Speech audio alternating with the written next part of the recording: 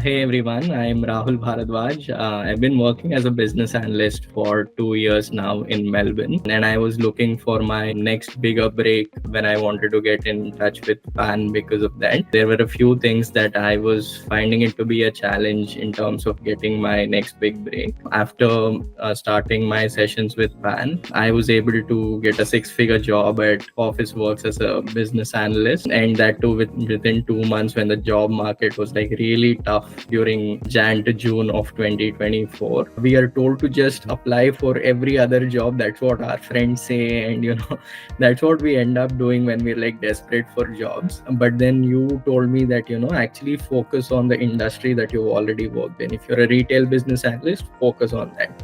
If you've done Power BI, focus on that. So niche down as much as you can.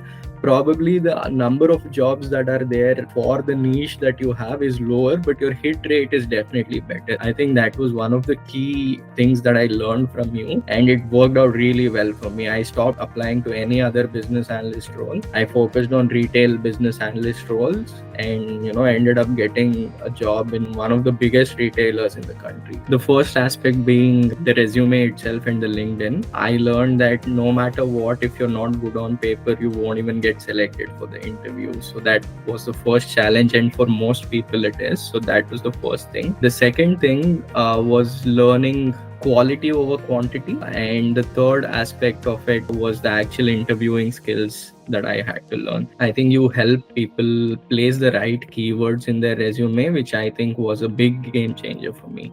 You also mentioned that if you can't impress someone with the first half of the first page of your resume, no one's going to read the rest of it.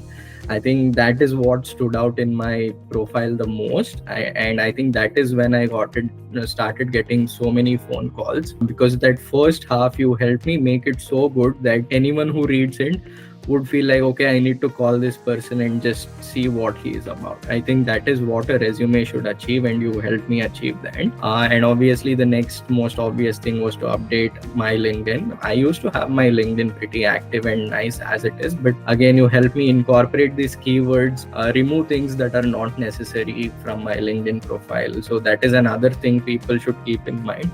Don't put everything you've done in your life on your LinkedIn profile. So if you're focusing on one job, your whole profile should shout out about that thing only. I think focusing on one thing is what matters. Don't put everything you've done in your life.